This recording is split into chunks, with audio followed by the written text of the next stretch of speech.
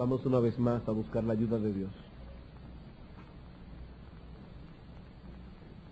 Venimos, oh Señor, una vez más delante de ti en esta mañana, humillados al contemplar tu grandeza y mirando a través de ella nuestra propia pequeñez y nuestra propia indignidad. ¿Quiénes somos nosotros, oh Señor, para abrir tu palabra y alimentar a tu pueblo? Pero sabemos que nuestra competencia viene de ti, que nos has hecho ministros competentes del nuevo pacto. Y es por eso que acudimos a ti, porque no confiamos en nuestro propio brazo, para suplicarte que tú bendigas la predicación de tu palabra y que tú elimines, oh Señor, de las mentes que están aquí reunidas, todo prejuicio, todo esquema preconcebido que impida que tu palabra pueda ser implantada en los corazones. Sé con nosotros, oh Señor, en esta mañana. Dale claridad de pensamientos al predicador. Dale también esa misma claridad al auditorio. Te lo suplicamos en el nombre de nuestro profeta, Rey y Salvador, nuestro gran Dios, Jesucristo. Amén. Vamos a suponer por un momento que usted acaba de mudarse. Tiene todas las cosas puestas en caja y ahora se dispone a colocar cada caja en su lugar. Pero cuando llega a la cocina y abre los gabinetes y abre la despensa que le han hecho, se da cuenta de que los trabajadores cometieron un error, un grave error. Ni los gabinetes ni la despensa tienen tramos. La única manera en que usted podrá organizar todo ese desorden que usted tiene en la caja será colocar algunos tramos dentro de los closets, algunos tramos dentro de la despensa, de manera que pueda contar con una estructura que le permita poner todos esos utensilios en una forma ordenada. No solo para que se vean bien, sino para que puedan ser usados con más facilidad. Ese es el gran problema, hermanos, que enfrentan muchos al estudiar las profecías bíblicas. Hay tantos detalles envueltos en la profecía y sobre todo nos parece tan difícil ubicar esos detalles en el lugar correcto que nos parece una tarea que está fuera del alcance del cristiano común. Y algunos han llegado a la conclusión de que solo los expertos deben entrar en esa área de la revelación bíblica. Sin embargo, Dios nos dice en su palabra que toda la escritura es útil y por lo tanto debemos creer que aún las partes proféticas contenidas en la escritura deben tener alguna utilidad para nosotros y que no deben ser reservadas únicamente para los eruditos. Es cierto que hay muchos detalles envueltos en la escatología bíblica, pero si tuviésemos un esquema apropiado para visualizar todos esos detalles, para poder organizarlos en una forma ordenada dentro de una estructura general, sería más sencillo comprender las cosas, sería más sencillo visualizar lo que Dios nos quiso revelar en su palabra. Necesitamos, hermanos, contar con una estructura. De lo contrario, lo que tendremos al estudiar la escatología es una masa de información que no tendrá ni pies ni cabeza para nosotros. Pero esto nos lleva a un problema. ¿Cuál es esa estructura? ¿Cuáles son esos tramos, si podemos llamarle así? ¿Cuáles son esos tramos que nos permitirán ordenar los detalles escatológicos? ¿Cuál es ese esquema general? A lo largo de la historia, algunos han tratado de imponer sobre las escrituras algunos esquemas que suenan muy lógicos, pero que no son bíblicos. Por ejemplo, algunos han dicho que así como hay tres personas en la Trinidad, Dios el Padre, Dios el Hijo y Dios el Espíritu Santo, así también nosotros tenemos en la historia de la redención tres períodos distintos: el período del Padre, el período del Hijo y el período del Espíritu Santo. Otros dicen que así como el mundo fue creado en 6 días y otro día de reposo, así también la historia del hombre puede ser dividida en un período de 7,000 años cada uno, ya que como para el Señor un año es como 1,000 días y 1,000 días son como un año, ellos hacen una interpolación y dicen, hay 6 días de creación, un día de reposo, debe haber 6,000 años de historia y 1,000 años de reposo. Hermanos, nosotros no tenemos ninguna duda en cuanto al hecho de que Dios creó el mundo en 6 días y que reposó al 7º día, como tampoco negamos la doctrina de la Trinidad, pero aún así debemos preguntarnos, ¿tenemos suficiente garantía en las Escrituras para tomar los 7 días de creación o las 3 personas de la Trinidad como base para elaborar un esquema de interpretación bíblica? La respuesta es no, no.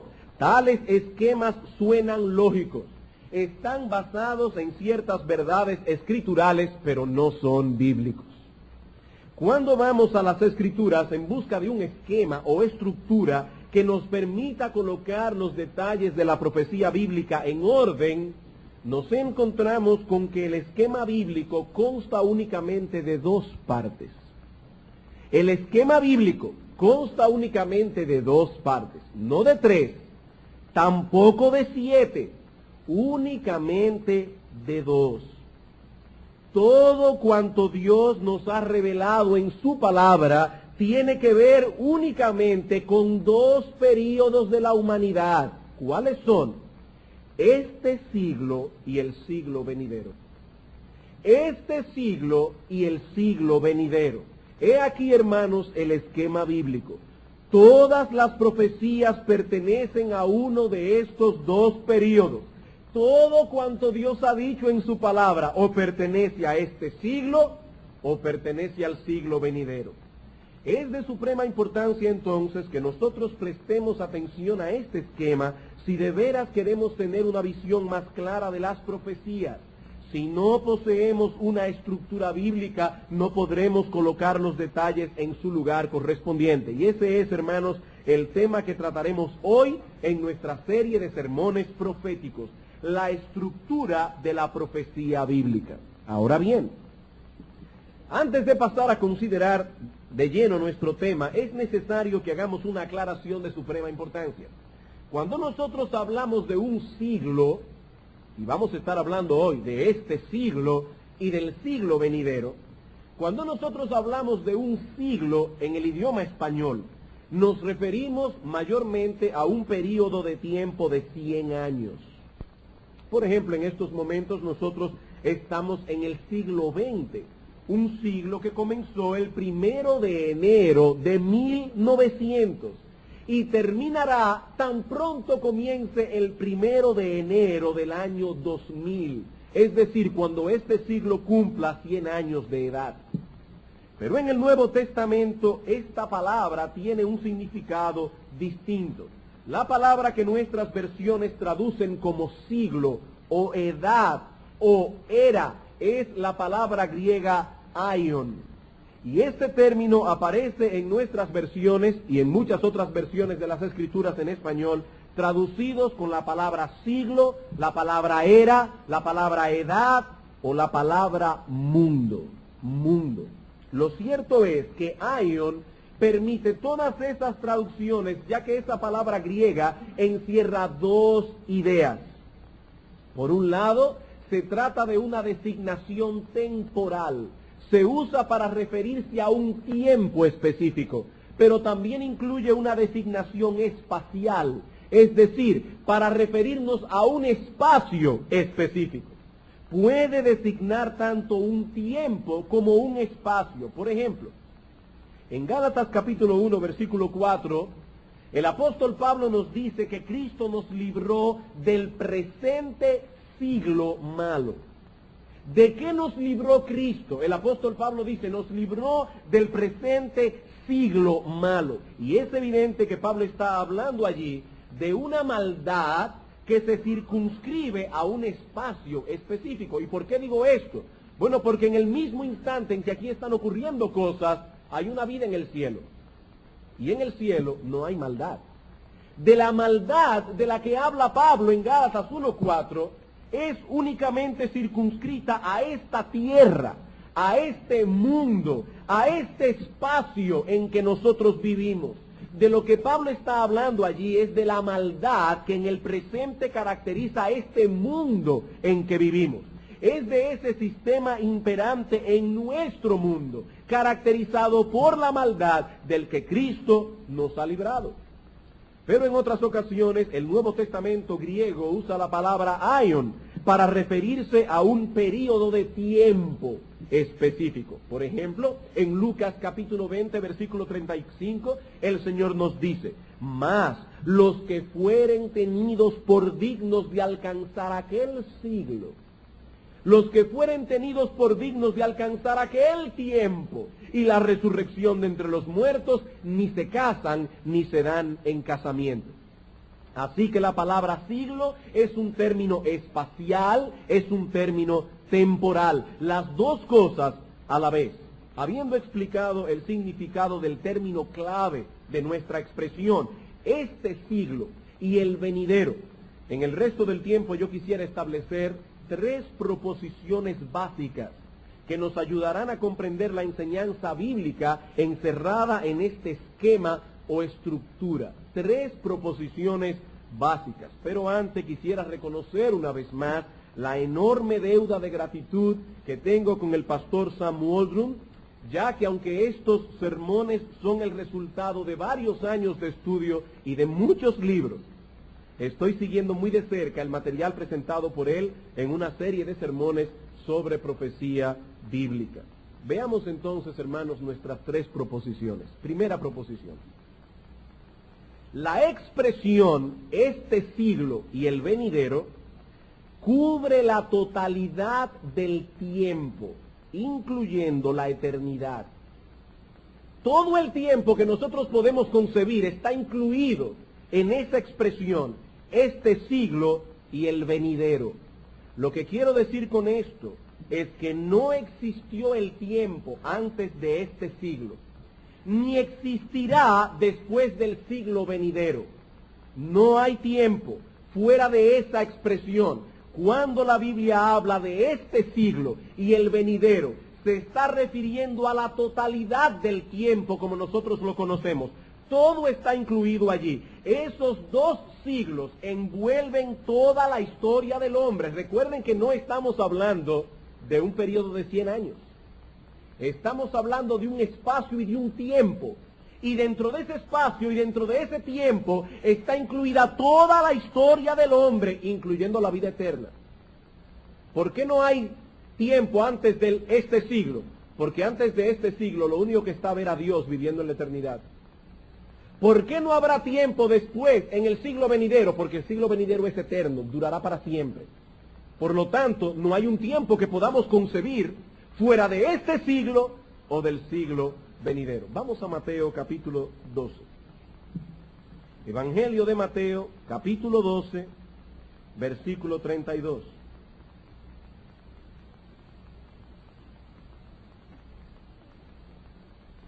Aquí el Señor está tratando con un tema muy difícil, la blasfemia del Espíritu Santo. Nosotros no vamos a entrar a estudiar ese tema. Simplemente queremos centrar nuestra atención en la expresión que estamos usando en el presente sermón. ¿Qué dice aquí el Señor? A cualquiera que dijere alguna palabra contra el Hijo del Hombre le será perdonado, pero al que hable contra el Espíritu Santo no le será perdonado ni en este siglo ni en el venidero. Al que peque contra el Espíritu Santo, dice el Señor, eso no le será perdonado, ni en este siglo ni en el venidero. Cuando el Señor dice aquí que este pecado no será perdonado ni en este siglo ni en el venidero, su significado evidente es: no será perdonado nunca, nunca, jamás. Esta expresión, repito, encierra todo el tiempo que podemos concebir. Toda la historia humana está incluido ahí. Esta interpretación es más clara cuando examinamos el pasaje paralelo en Marcos capítulo 3. Evangelio de Marcos capítulo 3, versículos 28 al 29. Una vez más, en el contexto de la blasfemia contra el Espíritu Santo, dice el Señor. Versículo 28.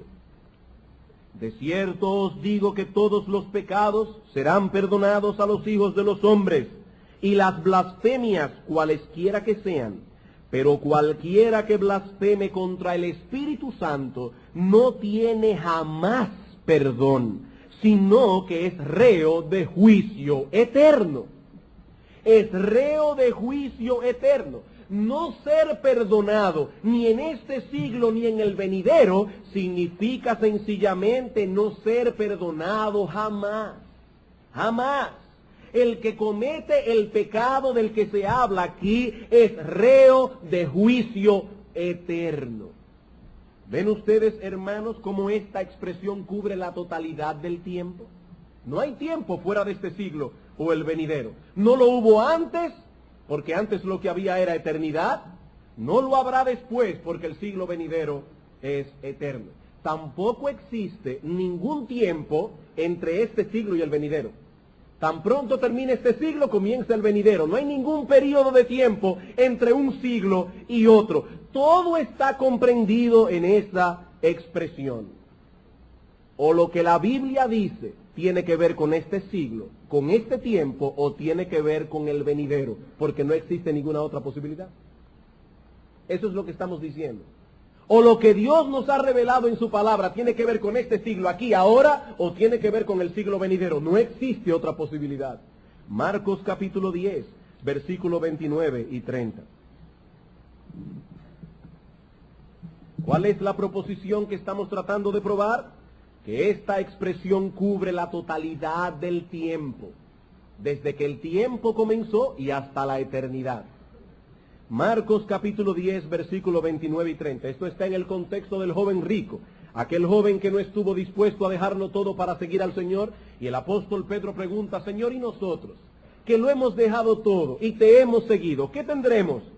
Respondió Jesús y dijo, versículo 29, de cierto os digo que no hay ninguno que haya dejado casa o hermanos o hermanas o padre o madre o mujer o hijos o tierras por causa de mí y del Evangelio, que no reciba 100 veces más ahora en este tiempo casas, hermanos, hermanas, madres, hijos y tierras con persecuciones, y en el siglo venidero la vida eterna. Una vez más encontramos aquí la doble estructura bíblica.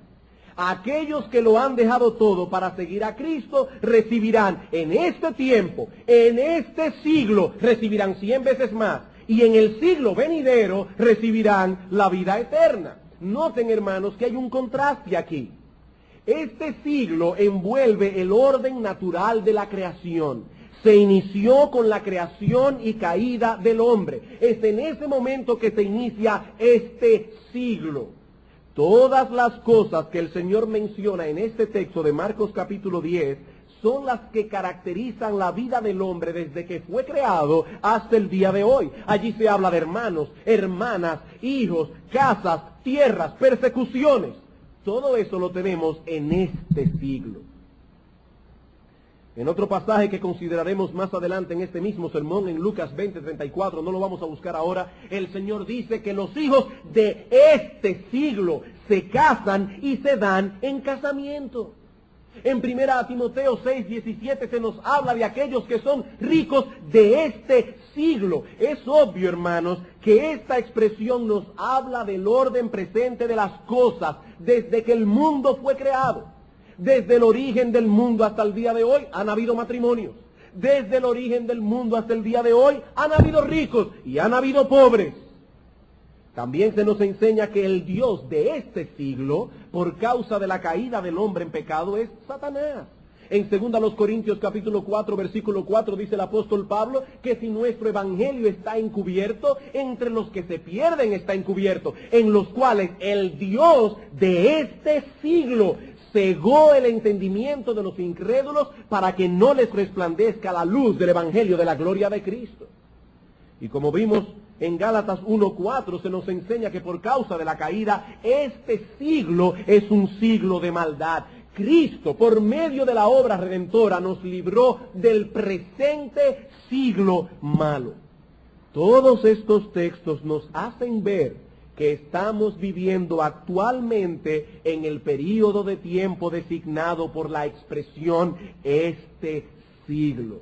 y que ese periodo de tiempo se inició con la creación y con la caída del hombre. Así que no hubo historia antes de este siglo, ni lo habrá después del siglo venidero. ¿Por qué? Porque el siglo venidero es eterno. ¿Qué dice el Señor en Marcos 10:30? Dice, recibirán en el siglo venidero la vida eterna. Es un siglo eterno, no puede haber luego del siglo venidero más tiempo, porque el siglo venidero es eterno. Así que estos dos siglos juntos, este y el venidero, cubren todo el tiempo de la historia humana, incluyendo la eternidad. Un texto más para probar este punto, porque hermanos, este punto es muy importante. Un texto más, Efesios capítulo 1, versículos 19 al 21. He aquí, hermanos, los tramos que tenemos que usar para colocar los detalles proféticos en su lugar. No hay más tramos. O las cosas son de este siglo o del siglo venidero. No hay más tramos en la Biblia. No hay 7, solo 2. En Efesios capítulo 1, versículo 19 al 21, el apóstol Pablo, está hablando de la preeminencia del Señor sobre todas las cosas. Y Pablo está orando por esta iglesia para que ellos puedan captar eso. Y dice, oro para que vuestros ojos sean alumbrados y vean cuál es la supereminente grandeza de su poder para con nosotros los que creemos, según la operación del poder de su fuerza, la cual operó en Cristo resucitándole de los muertos y sentándole a su diestra en los lugares celestiales, sobre todo principado y autoridad y poder y señorío, y sobre todo nombre que se nombra, no solo en este siglo, sino también en el venidero. Con esta expresión el apóstol Pablo anula toda posibilidad de que haya en algún momento algún nombre que sea más majestuoso que el nombre de Cristo. Él ha sido colocado sobre todo nombre que se nombra, no solo en este siglo, es decir, no solo en el presente, es lo que Pablo quiere decirnos, sino también por toda la eternidad. Ningún nombre será más glorioso que el nombre de Cristo. Bien, hermanos, creo que hemos probado el punto. ¿Cuál es el punto? La expresión, este siglo y el venidero, encierra todo el tiempo que nosotros podemos concebir. Habiendo probado este punto, pasemos ahora a nuestra segunda proposición. Segunda proposición. Este siglo y el venidero difieren cualitativamente el uno del otro. Este siglo y el venidero difieren cualitativamente el uno del otro. En palabras más simples, para que hasta un niño pueda entenderlas. Se trata de dos períodos distintos de la historia humana. Este siglo no progresará de tal manera que terminará convirtiéndose en el siglo venidero. No. Este siglo está caracterizado por la maldad y así será hasta que termine. Este siglo no progresará hasta convertirse en un paraíso. No. Son dos períodos distintos de la historia. Mientras que este siglo encierra el orden natural de la creación, el venidero encierra un orden sobrenatural. Son períodos distintos, cualitativamente,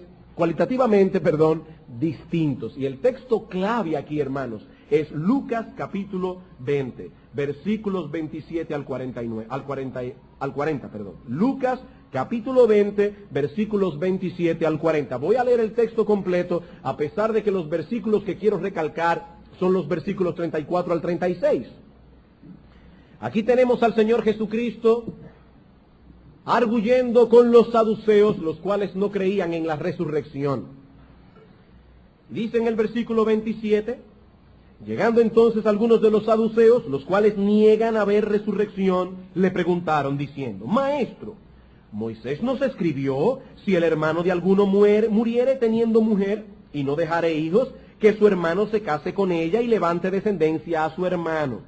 Hubo pues 7 hermanos, y el primero tomó esposa y murió sin hijos, y la tomó el segundo, el cual también murió sin hijos. La tomó el tercero y así todos los siete y murieron sin dejar descendencia. Finalmente murió también la mujer.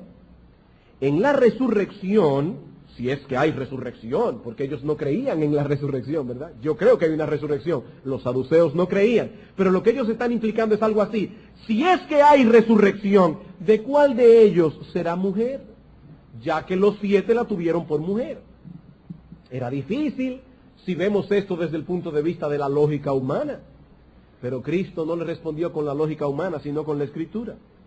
Entonces respondiendo Jesús les dijo: los hijos de este siglo se casan y se dan en casamiento, mas los que fueren tenidos por dignos de alcanzar aquel siglo y la resurrección de entre los muertos, ni se casan ni se dan en casamiento, porque no pueden ya más morir, pues son iguales a los ángeles y son hijos de Dios al ser hijos de la resurrección.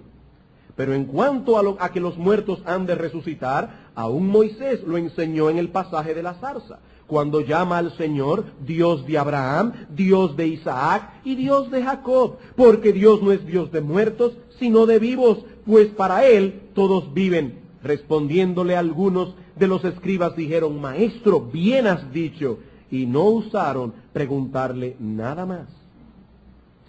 Noten, hermanos, que en los versículos 34 al 36, el Señor presenta un contraste entre la vida en este siglo y la vida en aquel siglo, es decir, en el siglo venidero. ¿Y cuáles son esas diferencias básicas que existen entre un periodo y otro? Bueno, este pasaje de Lucas 20 nos enseña al menos 4 diferencias que contrastan este siglo con el venidero. Primera diferencia: en este siglo los hombres se casan y se dan en casamiento, es decir, uno se casa, pero también luego a los hijos los entrega en matrimonio. Esa es la idea. En este siglo los hombres se casan y se dan en casamiento. En aquel siglo ya no habrá necesidad de la institución matrimonial. Vean el versículo 34. Los hijos de este siglo se casan y se dan en casamiento, mas los que fueren tenidos por dignos de alcanzar aquel siglo y la resurrección de entre los muertos, ni se casan ni se dan en casamiento. Los hombres en este siglo procuran casarse. Los hombres en este siglo se gozan cuando pueden dar a sus hijos en matrimonio, o así por lo menos debería de ser. Que se gocen entregando a sus hijos en matrimonio, sin celos con el nuero, con la nuera. Así debería de ser. Cuando vemos a nuestros hijos formar una nueva familia, pero en aquel siglo es tan diferente de este siglo, que una cosa tan natural como el matrimonio, una cosa tan natural como el dar los hijos en casamiento, no tendrá ya ningún lugar entre los hombres. Se trata de un orden sobrenatural de cosas. Lo natural es que el hombre se case y que entregue a sus hijos en matrimonio, pero en aquel siglo, en el siglo venidero, no, porque ese siglo no es natural, es un siglo sobrenatural. Segunda diferencia: este siglo se caracteriza por la muerte. Aquel siglo, o en aquel siglo, la muerte ya no tendrá lugar. Versículo 36. ¿Por qué no se casarán? Porque no pueden ya más morir, pues son iguales a los ángeles y son hijos de Dios al ser hijos de la resurrección. En este texto el Señor asume que las personas de este siglo mueren. Dice, cuando alcancen aquel siglo ya no morirán, pero mientras estemos en este, la muerte será nuestra experiencia de todos los días. Sí, la muerte es una experiencia dolorosa, pero es una experiencia común. Todos los hombres están sujetos a la muerte. Eso es característico de este siglo. Pero el Señor dice que el siglo venidero es distinto, cualitativamente distinto a este, porque en aquel siglo los hombres ya no pueden morir. Tercera diferencia: este siglo es habitado por hombres en condición natural, con cuerpos naturales, cuerpos que se enferman, cuerpos que envejecen, cuerpos que mueren. Pero en aquel siglo, este cuerpo ya no será más, porque habrá sido sustituido o glorificado en la resurrección. Es el mismo cuerpo. No es que no van a dar uno diferente. Si usted no está contento con la cara que tiene, no, es este mismo, pero glorificado. La misma semilla que se sembró es el árbol que va a crecer, pero con una diferencia muy grande. Ya será un cuerpo que no estará sujeto a debilidad, no estará sujeto a envejecer, no estará sujeto a las enfermedades. Todos los habitantes de aquel siglo estarán en cuerpos glorificados. ¿Qué dice el Señor? Versículo 35. Mas los que fueren tenidos por dignos de alcanzar aquel siglo, lo cual es lo mismo que llegar a la resurrección de entre los muertos, ya no pueden morir, pues son iguales a los ángeles y son hijos de Dios al ser hijos de la resurrección. En aquel siglo no habrán hombres en condición natural. Y eso rebate de plano el milenio de los dispensacionalistas, que tienen una amalgama de gente en cuerpos naturales y una amalgama en gente de cuerpo glorificado, volando de un sitio para otro. No, no, no, no. No, no, no, hermanos. En ningún periodo de la historia humana se mezclarán personas en cuerpos naturales conviviendo con otros en cuerpos glorificados. Tal pensamiento no tiene lugar en este esquema presentado por el Señor aquí. Dice, en este siglo los hombres mueren, en aquel siglo todos serán hijos de la resurrección, todos serán como los ángeles. O ustedes ven otra cosa, porque es lo que yo veo en el texto. Cuarta diferencia. En este siglo cohabitan y coexisten los justos y los injustos, mientras que en aquel siglo habrá una separación eterna entre ambos grupos. ¿Qué nos enseña este texto? Que en este siglo hay justos y hay injustos. Dice el Señor aquí que los hombres de este siglo se casan y se dan en casamiento. Y todos sabemos que no solo los creyentes se casan, sino también los incrédulos. Que no solo los creyentes mueren, sino también los incrédulos. Esas son experiencias comunes a todos los hombres. Pero solo los hijos de Dios tendrán la bendición de alcanzar aquel siglo. Mientras los impíos estarán sufriendo la más terrible de las muertes, la separación eterna de Dios, la separación eterna de todos los beneficios que emanan de Dios, sufriendo penas sin fin en las llamas del infierno, los justos disfrutarán de la vida eterna en el siglo venidero.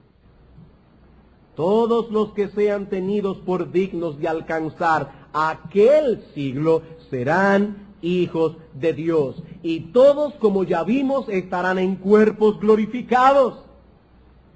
Mas los que fueren tenidos por dignos de alcanzar aquel siglo y la resurrección de entre los muertos ya no tienen que casarse ni darse en casamiento porque no pueden ya más morir, son iguales a los ángeles. Todos los que lleguen a aquel siglo, todos los que entren en el siglo venidero, todos serán iguales a los ángeles, todos habrán resucitado, todos tendrán cuerpos glorificados, todos, hermanos, sin excepción.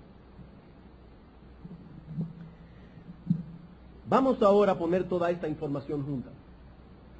He aquí, hermanos, el esquema que la Biblia presenta por medio del cual debemos interpretar las Escrituras.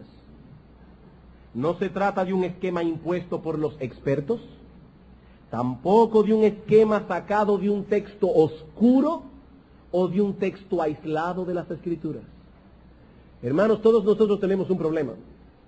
Y es que cuando vamos a las Escrituras, y sobre todo si venimos de otro trasfondo, ya tenemos un esquema preconcebido. Y no importa qué tan claro sea lo que la Biblia dice, nosotros decimos que yo no lo puedo entender.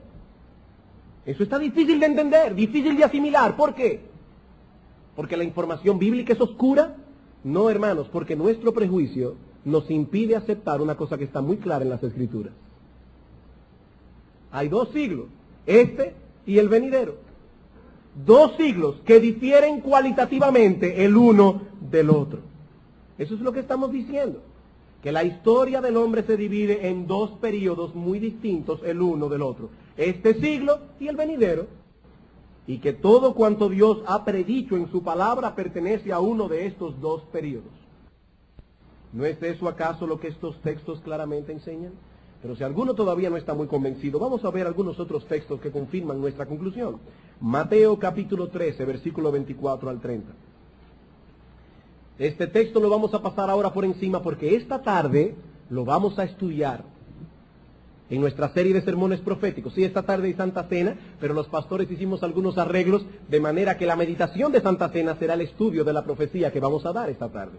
Y será precisamente la parábola del trigo y la cizaña. Pero vamos a ver esto ahora brevemente. Dice el Señor en el versículo 24, les refirió otra parábola diciendo, el reino de los cielos es semejante a un hombre que sembró buena semilla en su campo, pero mientras dormían los hombres, vino su enemigo y sembró cizaña entre el trigo y se fue. Y cuando salió la hierba y dio fruto, entonces apareció también la cizaña. Vinieron entonces los siervos del padre de familia y le dijeron, Señor, ¿no sembraste buena semilla en tu campo? ¿De dónde pues tiene cizaña? Él les dijo, un enemigo ha hecho esto. Y los siervos le dijeron, ¿quieres pues que vayamos y la arranquemos? Él les dijo, no sea que al arrancar la cizaña arranquéis también con ella el trigo. Ahora noten bien, dejad crecer juntamente lo uno y lo otro. ¿Hasta cuándo? Hasta la siega. La siega es cuando se corta el trigo. Y al tiempo de la siega yo diré a los segadores, recoged primero la cizaña y atadla en manojos para quemarla, pero recoged el trigo en mi granero. Ahora el Señor va a interpretar la parábola, versículo 36. Despedida la gente, entró Jesús en casa y acercándose a él sus discípulos le dijeron, explícanos la parábola de la cizaña del campo. Respondiendo él les dijo, el que siembra la buena semilla es el Hijo del Hombre. El campo es el mundo. La buena semilla son los hijos del reino y la cizaña son los hijos del malo. El enemigo que la sembró es el diablo. La siega es el fin del siglo. Y los segadores son los ángeles. De manera que como se arranca la cizaña y se quema en el fuego, así será en el fin de este siglo. ¿Cómo terminará este siglo? Terminará con la siega, terminará con la separación de los justos y los injustos, terminará entrando a los justos en la vida eterna y a los injustos en la condenación perpetua. Dice el Señor, así terminará este siglo. Versículo 41.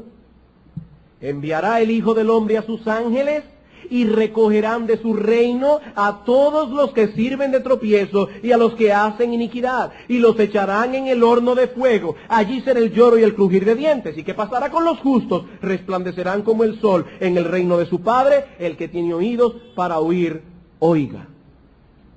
Hermanos, esta parábola nos presenta un esquema similar al que encontramos en Lucas capítulo 20.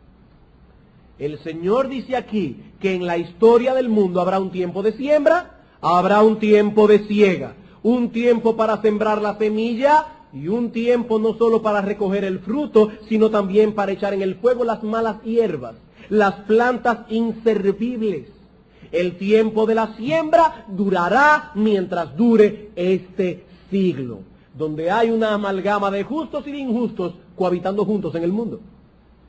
El Señor dice, no, a los ángeles, no arranquen la cizaña hasta que llegue el fin del siglo.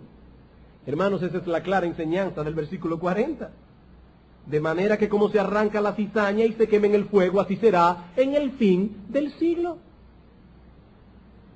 La siega, dice el Señor, será al final de este siglo. Pero hasta que ese momento llegue, la vida ahora se caracterizará por el hecho de que los justos y los injustos cohabitarán juntos. El trigo y la cizaña deben permanecer juntos hasta el tiempo de la siega, hasta el fin de este siglo. ¿Y qué pasará cuando pase la siega y comience el siglo venidero? Dice Cristo que solo los justos estarán allí, resplandeciendo como el sol en el reino de su Padre.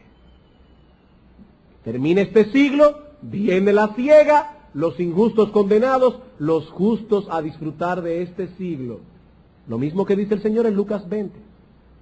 Dice en el versículo 43, entonces, cuando llegue el fin del siglo y la ciega, los justos resplandecerán como el sol en el reino de su Padre. Y esto, hermanos, es una clara referencia a la resurrección. ¿Cómo lo sabemos? Porque es así como Daniel, en el capítulo 12 de su libro, describe la resurrección. Dice él en el versículo 12, su profecía, en el capítulo 12, que los justos serán despertados, serán levantados, serán resucitados, y dice Daniel, resplandeciendo como el sol, resplandecerán como el resplandor del firmamento, dice Daniel.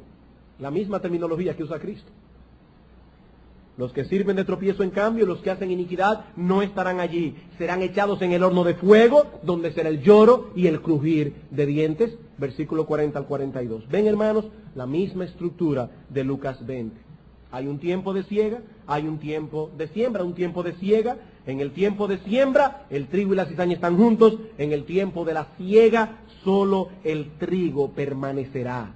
Durante la siembra, compartimos con los injustos la vida natural. Allí el hombre se casa, se da en casamiento, se enferma, muere. Pero en aquel siglo la vida será completamente diferente. Todos resplandeceremos como el sol, porque allí no habrá nadie en cuerpo natural. Nadie en cuerpo natural. Otro texto, 1 Timoteo capítulo 6.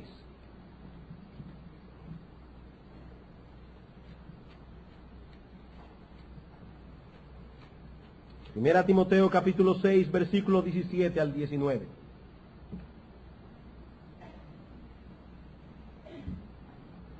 El apóstol Pablo da aquí una advertencia a los ricos de este siglo. ¿Y qué les dice? A los ricos de este siglo manda que no sean altivos, ni pongan la esperanza en las riquezas, las cuales son inciertas, sino en el Dios vivo, que nos da todas las cosas en abundancia para que las disfrutemos, que hagan bien, que sean ricos en buenas obras, dadivosos, generosos, atesorando para sí un buen fundamento para lo porvenir, que echen mano de la vida eterna. Los que tienen la Biblia de las Américas habrán notado allí que el versículo 19 está traducido de esta manera. Acumulando para sí el tesoro de un buen fundamento para el futuro, para que puedan echar mano de lo que en verdad es vida. De la vida genuina, dice el texto griego, de la vida real, de aquella que solamente tiene el nombre de ser llamada vida, la vida eterna. Hendrickson, el comentarista, lo traduce de esta manera: atesorando para sí lo que formará un excelente fundamento para la era venidera, para que puedan echar mano de la vida real. Noten, hermanos, una vez más el mismo contraste. En este siglo podemos atesorar únicamente las riquezas inciertas. Esas son las únicas riquezas que disfrutan los ricos de este siglo. Pero en el siglo venidero recibiremos el tesoro de la vida verdadera, de la vida eterna, y ese tesoro durará para siempre. Hay un contraste. Lucas capítulo 16.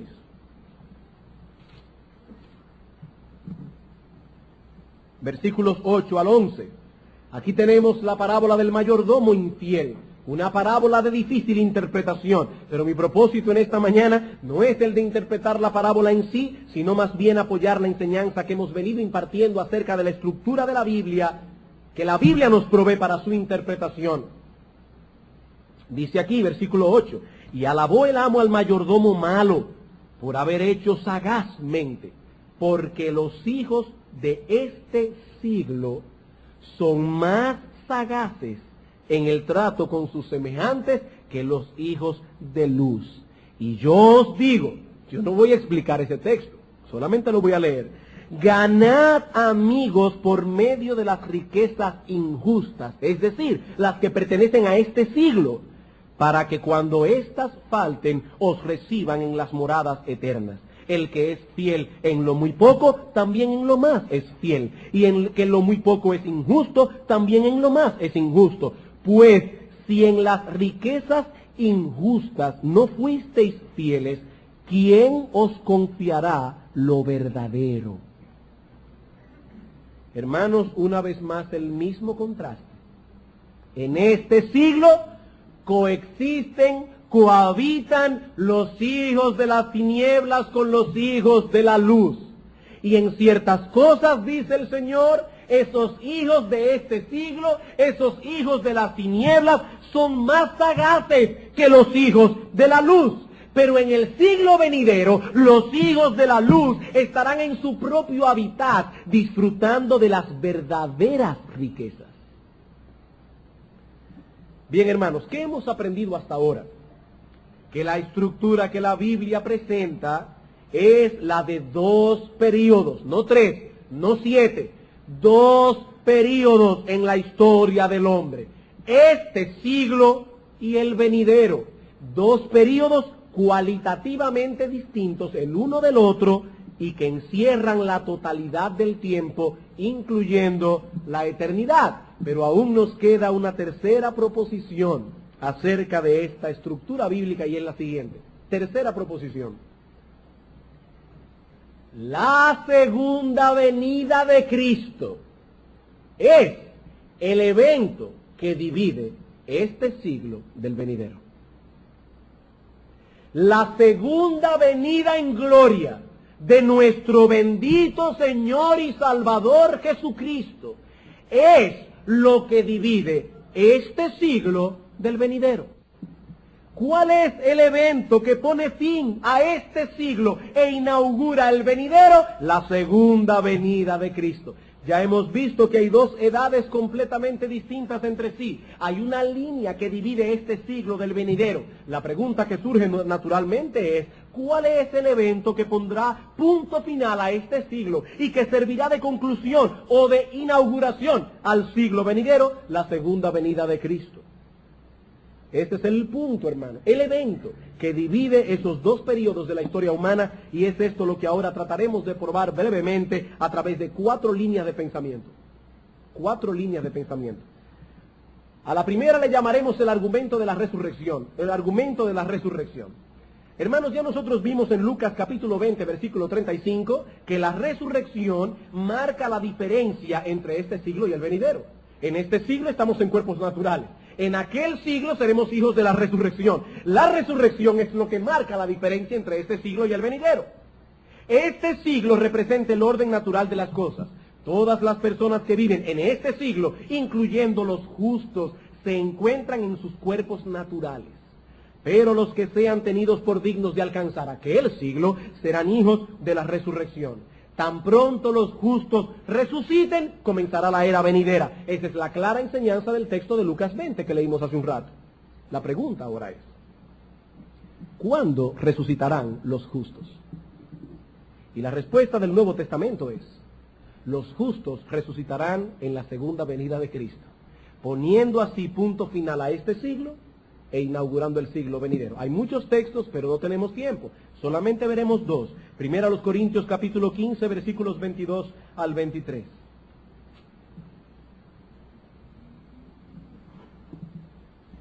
Primero a los Corintios capítulo 15, versículos 22 al 23. Porque así como en Adán mueren, todos en Cristo serán vivificados, pero cada uno en su debido orden. Cristo las primicias, luego lo que son de Cristo en su venida, luego el fin, cuando entregue el reino al Dios y Padre, cuando haya suprimido todo dominio, toda autoridad y toda potencia. El apóstol Pablo está hablando aquí en el contexto únicamente de la resurrección de los justos, únicamente. Y dice que esa resurrección tendrá lugar, versículo 23, luego los que son de Cristo, ¿cuándo? En su venida. Los que son de Cristo en su venida. Primera Tesalonicenses capítulo 4, versículo 13 al 16. Tampoco queremos, hermanos, que ignoréis acerca de los que duermen, de los que han muerto, para que no os entristezcáis como los otros que no tienen esperanza. Porque si creemos que Jesús murió y resucitó, así también traerá Dios con Jesús a los que durmieron en él. Por lo cual os decimos esto en palabra del Señor, que nosotros, que vivimos, que habremos quedado hasta la venida del Señor, no precederemos a los que durmieron, porque el Señor mismo, con voz de mando, con voz de arcángel y con trompeta de Dios, descenderá del cielo. ¿Y qué sucederá cuando el Señor descienda del cielo? Que los muertos en Cristo resucitarán primero. ¿Cuándo resucitarán los justos? Cuando Cristo descienda en las nubes. Y si eso es así, entonces no hay duda de que la era venidera se inaugurará en ese momento. Porque dice el Señor en Lucas 20, 34, 35 y 36, que alcanzar la resurrección y la era venidera es exactamente la misma cosa. Serán tenidos por dignos de alcanzar aquel siglo únicamente aquellos que entren a través de la resurrección. ¿Y cuándo resucitaremos? Los que son de Cristo en su venida. El segundo argumento le vamos a llamar el argumento de la ciega. El argumento de la ciega. Hermanos, cuando estudiamos Mateo 13, y que estudiaremos esta noche con más amplitud, vimos que el evento que marca el fin de este siglo es la ciega. Es decir, cuando el Señor envíe a sus ángeles a tomar a los escogidos, a apartarlos de los injustos, para dar a estos últimos el castigo que merecen. Voy a leer una vez más el texto para probar que lo que estamos diciendo es bíblico. Vuelvo otra vez y leo. De manera, 13:40, que como se arranca la cizaña y se quema en el fuego, así será en el fin de este siglo. Enviará el Hijo del Hombre a sus ángeles, y recogerán de su reino a todos los que hacen iniquidad, todos los que sirven de tropiezo, y los echarán en el horno de fuego. Allí será el lloro y el crujir de dientes. Ahora, hermanos, ¿cuándo el Señor enviará a sus ángeles a separar al trigo de la cizaña? La Biblia dice en la segunda venida de Cristo. Mateo capítulo 24.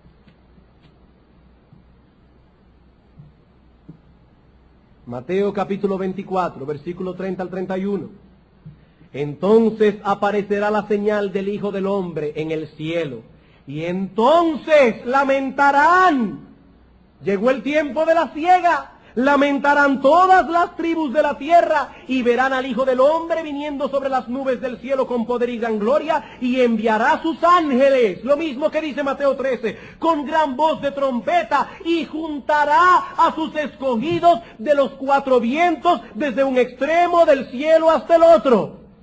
Llegó el tiempo de la siega, los justos serán separados de los injustos, versículo 41, dos mujeres estarán, versículo 40, estarán dos en el campo, el uno será tomado, el otro será dejado. Dos mujeres estarán moliendo en un molino, la una será tomada, la otra será dejada. ¿Cuándo sucederá eso, hermanos? Cuando llegue el día de la siega. ¿Y cuándo llegue el día de la siega? En el fin del siglo, para dar paso al siglo venidero. Y Cristo está diciendo aquí, todo eso sucederá cuando vean al Hijo del Hombre viniendo en las nubes del cielo. Tercer argumento, el argumento basado en la vida eterna. El argumento basado en la vida eterna. Hermanos, de acuerdo a Marcos capítulo 10, versículo 30, ¿cuándo recibiremos la vida eterna? El Señor dice, los que lo han dejado todo, en este siglo recibirán 100 veces más, y en el siglo venidero recibirán la vida eterna. La vida eterna.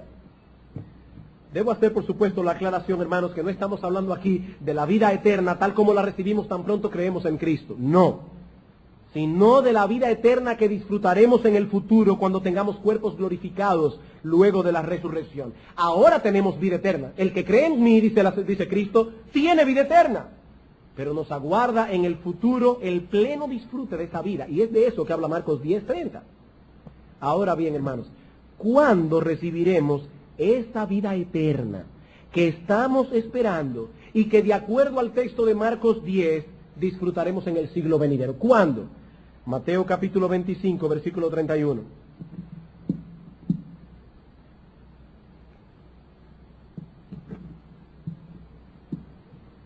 Cuando el Hijo del Hombre venga en su gloria y todos los santos ángeles con él, entonces se sentará en su trono de gloria y serán reunidas delante de él todas las naciones, y apartará los unos de los otros. La misma enseñanza siempre. Llega el Señor, llegó la ciega. Se separan los justos de los injustos. ¿Y cuál es el resultado? Versículo 45. Entonces les responderá diciendo, de cierto os digo que en cuanto no lo hicisteis a uno de estos más pequeños, tampoco a mí lo hicisteis. E irán estos al castigo eterno y los justos a la vida eterna.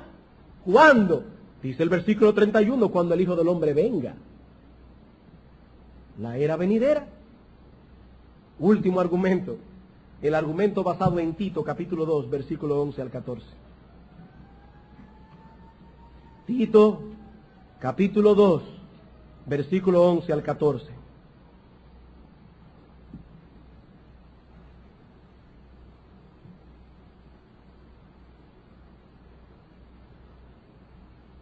Porque la gracia de Dios se ha manifestado para salvación a todos los hombres, enseñándonos que renunciando a la impiedad y a los deseos mundanos, vivamos en este siglo sobria, justa y piadosamente, mientras aguardamos, es la idea, aguardando la esperanza bienaventurada y la manifestación gloriosa de nuestro gran Dios y Salvador, Jesucristo, quien se dio a sí mismo por nosotros para redimirnos de toda iniquidad y purificar para sí un pueblo propio celoso de buenas obras.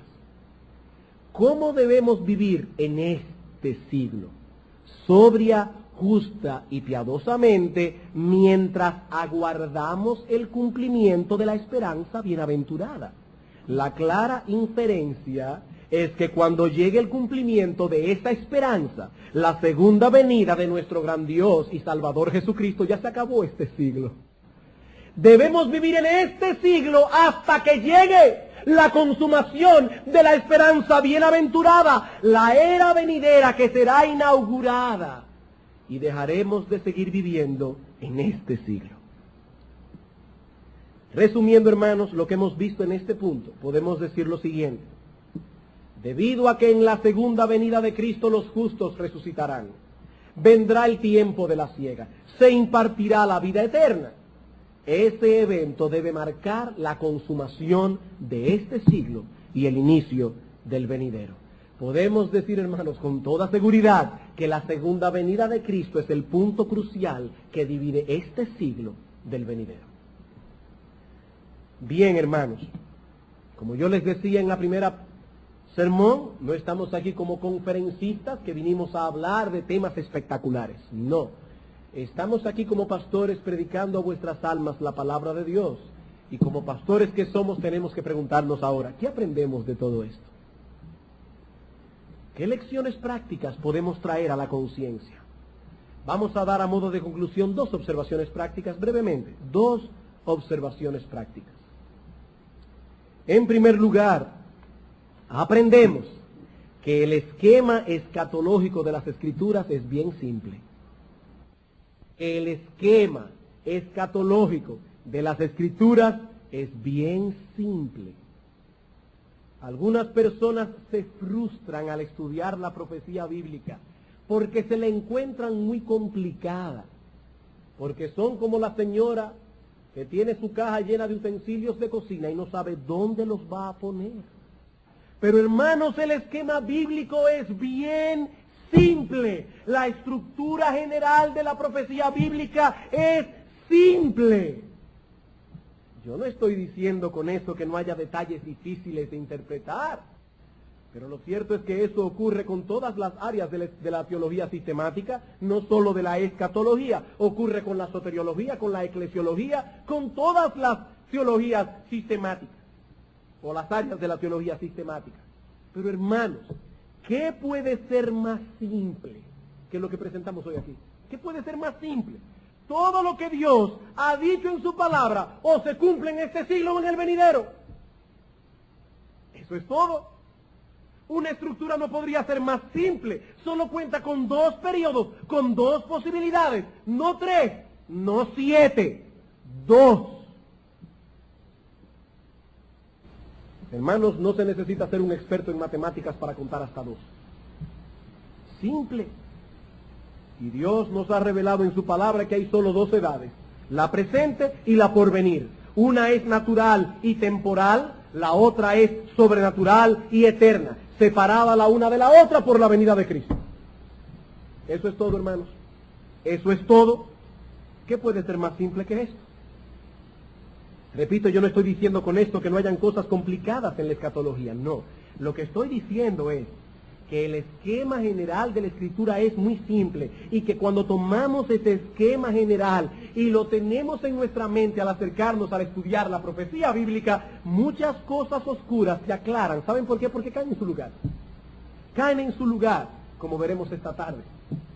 Y aunque leeremos algunos pasajes que al principio no sabremos cómo interpretarlo, si tenemos este esquema en mente, al menos sabremos cómo no interpretarlo. No sabremos lo que significa, pero al menos vamos a saber lo que no significa. Porque cuando nos hablan de un montón de cosas, tú dices, no, eso no va con el esquema bíblico. En el esquema bíblico hay solamente 2 posibilidades y me están presentando 7.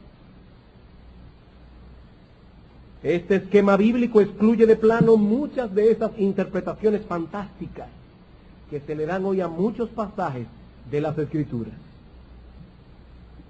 Hermanos, una ley de la hermenéutica es: nosotros tenemos que estudiar los textos claros primero y en base a esos estudiar los oscuros. Yo no puedo presentar un esquema basado en la profecía del Apocalipsis.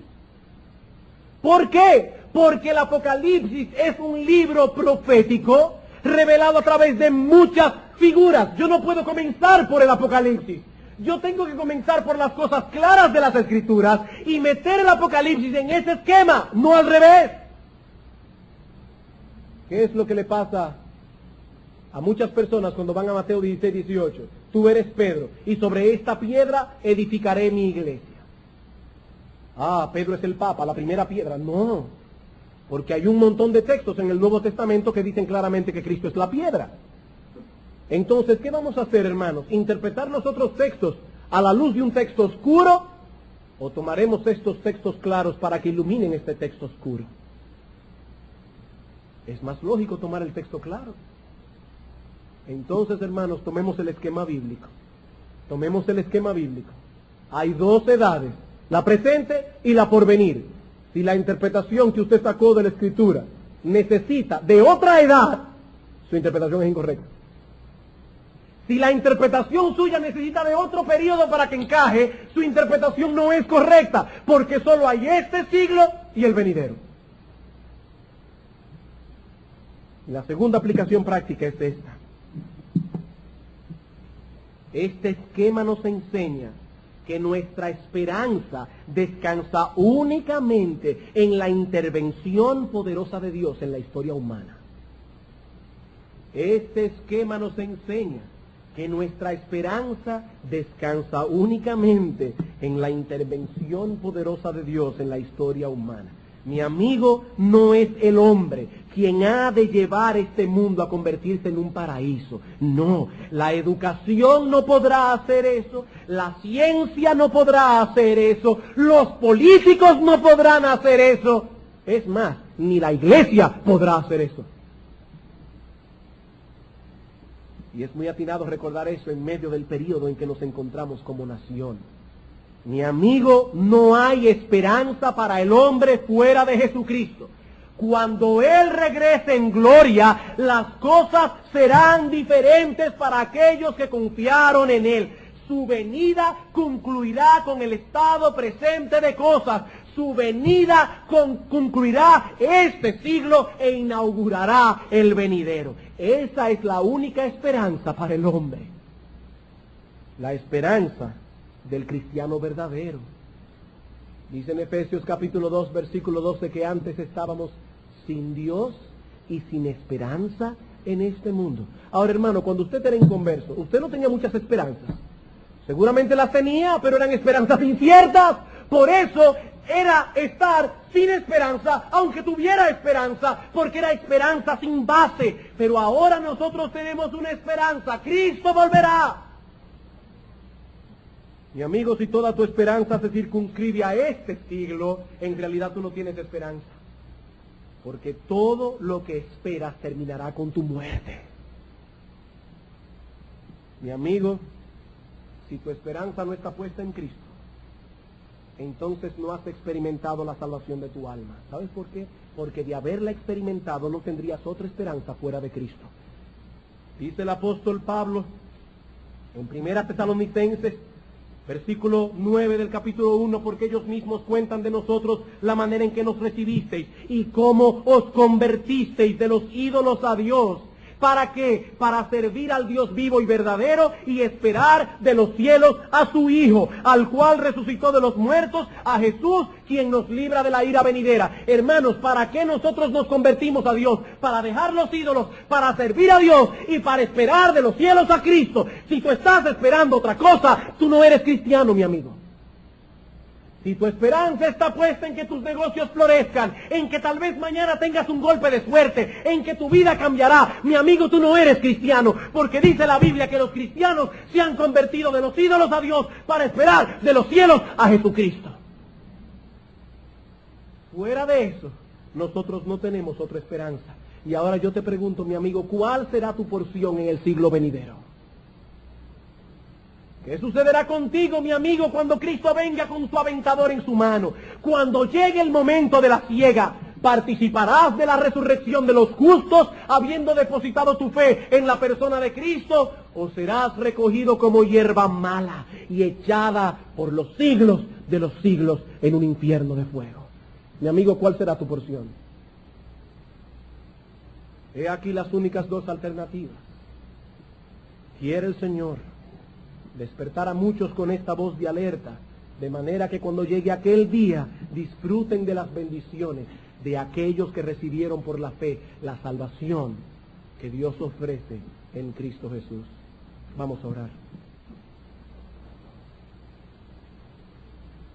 Amante Padre que estás en el reino de los cielos, nosotros queremos darte las gracias porque en tu palabra tú nos has revelado la mente de Cristo. Y esa mente es insondable. Hay allí misterios que ni el más grande de los expertos podrá nunca desentrañar. Sin embargo, Señor, qué bueno que aquellas cosas esenciales para nuestra salvación y aquellas cosas que son esenciales para alimentar nuestra esperanza han sido claramente expuestas en tu palabra. Gracias, oh Señor, porque antes estábamos sin esperanza y sin Dios, ahora te tenemos a ti y tenemos una esperanza. Pero mira, oh Padre, aquellas personas que están en medio nuestro, cuyas esperanzas se circunscriben únicamente a este siglo, pero no tienen porción en el siglo venidero. Padre, ten misericordia de ellos, y que tu Santo Espíritu pueda traer a algunos con poder a la salvación que hay en Cristo Jesús, en cuyo nombre te pedimos estas cosas. Amén. Hay tantos detalles envueltos en la profecía y sobre todo nos parece tan difícil ubicar esos detalles en el lugar correcto que nos parece una tarea que está fuera del alcance del cristiano común. Y algunos han llegado a la conclusión de que solo los expertos deben entrar en esa área de la revelación bíblica. Sin embargo, Dios nos dice en su palabra que toda la escritura es útil y por lo tanto debemos creer que aún las partes proféticas contenidas en la escritura deben tener alguna utilidad para nosotros y que no deben ser reservadas únicamente para los eruditos. Es cierto que hay muchos detalles envueltos en la escatología bíblica, pero si tuviésemos un esquema apropiado para visualizar todos esos detalles, para poder organizarlos en una forma ordenada, dentro de una estructura general, sería más sencillo comprender las cosas, sería más sencillo visualizar lo que Dios nos quiso revelar en su palabra. Necesitamos, hermanos, contar con una estructura. De lo contrario, lo que tendremos al estudiar la escatología es una masa de información que no tendrá ni pies ni cabeza para nosotros. Pero esto nos lleva a un problema. ¿Cuál es esa estructura? ¿Cuáles son esos tramos, si podemos llamarle así? ¿Cuáles son esos tramos que nos permitirán ordenar los detalles escatológicos? ¿Cuál es ese esquema general? A lo largo de la historia, algunos han tratado de imponer sobre las Escrituras algunos esquemas que suenan muy lógicos, pero que no son bíblicos. Por ejemplo, algunos han dicho que así como hay tres personas en la Trinidad, Dios el Padre, Dios el Hijo y Dios el Espíritu Santo, así también nosotros tenemos en la historia de la redención tres períodos distintos: el período del Padre, el período del Hijo y el período del Espíritu Santo. Otros dicen que así como el mundo fue creado en 6 días y otro día de reposo, así también la historia del hombre puede ser. Vamos una vez más a buscar la ayuda de Dios. Venimos, oh Señor, una vez más delante de ti en esta mañana, humillados al contemplar tu grandeza y mirando a través de ella nuestra propia pequeñez y nuestra propia indignidad. ¿Quiénes somos nosotros, oh Señor, para abrir tu palabra y alimentar a tu pueblo? Pero sabemos que nuestra competencia viene de ti, que nos has hecho ministros competentes del nuevo pacto. Y es por eso que acudimos a ti, porque no confiamos en nuestro propio brazo, para suplicarte que tú bendigas la predicación de tu palabra y que tú elimines, oh Señor, de las mentes que están aquí reunidas, todo prejuicio, todo esquema preconcebido que impida que tu palabra pueda ser implantada en los corazones. Sé con nosotros, oh Señor, en esta mañana. Dale claridad de pensamientos al predicador. Dale también esa misma claridad al auditorio. Te lo suplicamos en el nombre de nuestro profeta, Rey y Salvador, nuestro gran Dios, Jesucristo. Amén. Vamos a suponer por un momento que usted acaba de mudarse. Tiene todas las cosas puestas en caja y ahora se dispone a colocar cada caja en su lugar. Pero cuando llega a la cocina y abre los gabinetes y abre la despensa que le han hecho, se da cuenta de que los trabajadores cometieron un error, un grave error. Ni los gabinetes ni la despensa tienen tramos. La única manera en que usted podrá organizar todo ese desorden que usted tiene en la caja será colocar algunos tramos dentro de los closets, algunos tramos dentro de la despensa, de manera que pueda contar con una estructura que le permita poner todos esos utensilios en una forma ordenada. No solo para que se vean bien, sino para que puedan ser usados con más facilidad. Ese es el gran problema, hermanos, que enfrentan muchos al estudiar las profecías bíblicas. Únicamente circunscrita a esta tierra, a este mundo, a este espacio en que nosotros vivimos. De lo que Pablo está hablando allí es de la maldad que en el presente caracteriza a este mundo en que vivimos. Es de ese sistema imperante en nuestro mundo, caracterizado por la maldad del que Cristo nos ha librado. Pero en otras ocasiones el Nuevo Testamento griego usa la palabra aion para referirse a un periodo de tiempo específico. Por ejemplo, en Lucas capítulo 20, versículo 35, el Señor nos dice: mas los que fueren tenidos por dignos de alcanzar aquel siglo, los que fueren tenidos por dignos de alcanzar aquel tiempo y la resurrección de entre los muertos, ni se casan ni se dan en casamiento. Así que la palabra siglo es un término espacial, es un término temporal, las dos cosas a la vez. Habiendo explicado el significado del término clave de nuestra expresión, este siglo y el venidero, en el resto del tiempo yo quisiera establecer 3 proposiciones básicas que nos ayudarán a comprender la enseñanza bíblica encerrada en este esquema o estructura. 3 proposiciones básicas. Pero antes quisiera reconocer una vez más la enorme deuda de gratitud que tengo con el pastor Sam Waldron, ya que aunque estos sermones son el resultado de varios años de estudio y de muchos libros, estoy siguiendo muy de cerca el material presentado por él en una serie de sermones sobre profecía bíblica. Veamos entonces, hermanos, nuestras tres proposiciones. Primera proposición. La expresión este siglo y el venidero cubre la totalidad del tiempo, incluyendo la eternidad. Todo el tiempo que nosotros podemos concebir está incluido en esa expresión, este siglo y el venidero. Lo que quiero decir con esto es que no existió el tiempo antes de este siglo, ni existirá después del siglo venidero. No ser dividida en un período de 7,000 años cada uno, ya que como para el Señor un año es como 1,000 días y 1,000 días son como un año, ellos hacen una interpolación y dicen, hay 6 días de creación, un día de reposo, debe haber 6,000 años de historia y 1,000 años de reposo. Hermanos, nosotros no tenemos ninguna duda en cuanto al hecho de que Dios creó el mundo en 6 días y que reposó al 7º día, como tampoco negamos la doctrina de la Trinidad.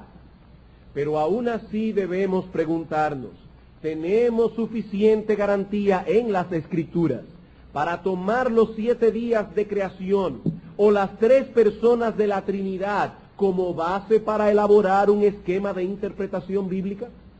La respuesta es no, no. Tales esquemas suenan lógicos, están basados en ciertas verdades escriturales, pero no son bíblicos. Cuando vamos a las Escrituras en busca de un esquema o estructura que nos permita colocar los detalles de la profecía bíblica en orden, nos encontramos con que el esquema bíblico consta únicamente de 2 partes. El esquema bíblico consta únicamente de 2 partes, no de 3, tampoco de 7, únicamente de 2. Todo cuanto Dios nos ha revelado en su palabra tiene que ver únicamente con 2 períodos de la humanidad. ¿Cuáles son? Este siglo y el siglo venidero. Este siglo y el siglo venidero. He aquí, hermanos, el esquema bíblico. Todas las profecías pertenecen a uno de estos 2 períodos.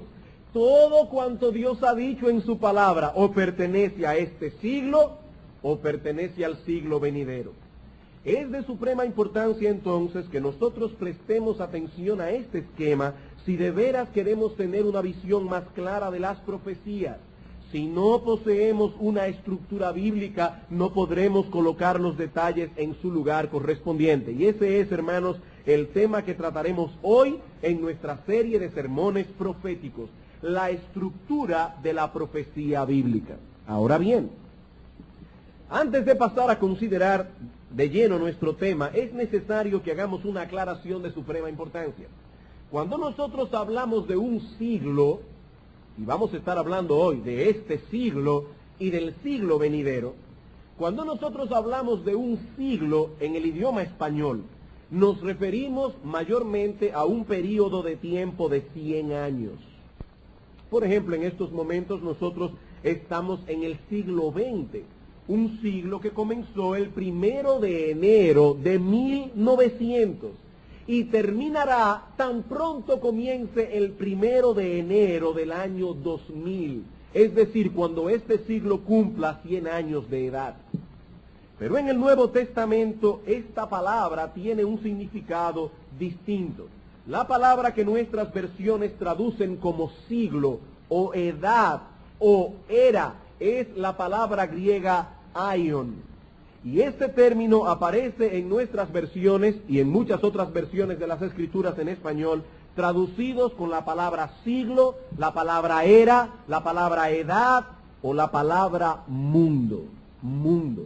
Lo cierto es que aion permite todas esas traducciones, ya que esa palabra griega encierra 2 ideas. Por un lado, se trata de una designación temporal. Se usa para referirse a un tiempo específico, pero también incluye una designación espacial, es decir, para referirnos a un espacio específico. Puede designar tanto un tiempo como un espacio. Por ejemplo, en Gálatas capítulo 1, versículo 4, el apóstol Pablo nos dice que Cristo nos libró del presente siglo malo. ¿De qué nos libró Cristo? El apóstol Pablo dice, nos libró del presente siglo malo. Y es evidente que Pablo está hablando allí de una maldad que se circunscribe a un espacio específico. ¿Y por qué digo esto? Bueno, porque en el mismo instante en que aquí están ocurriendo cosas, hay una vida en el cielo. Y en el cielo no hay maldad. De la maldad de la que habla Pablo en Gálatas 1:4 es